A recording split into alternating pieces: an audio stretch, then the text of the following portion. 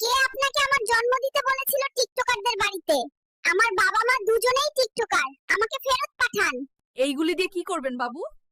এই সিরিঞ্জ আমি ডাক্তারের পাছায় ঢুকাবো।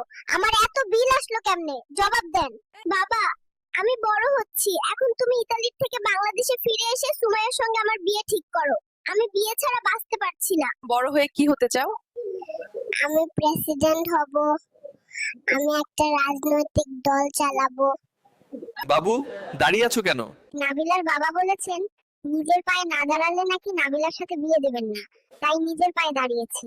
আব্বু, ইতালিয়া থেকে আমাকে একটি আইফোন পাঠিয়ে দাও, আমি ফ্রি ফায়ার খেলবো এবং যখন দেশে আসবো আমাকে। এই ডাক্তার, আমাকে ফিরিয়ে দাও। আমার বাবা মা ব্লগার, আমি তাদের অত্যাচার সহ্য করতে পারছি না। হেই ডাক্তার, আমার গার্লফ্রেন্ড কোন কেবিনে জন্ম হয়েছে? ঠিকানা দে, না হলে আমি তোমাকে ঘুষি মারবো।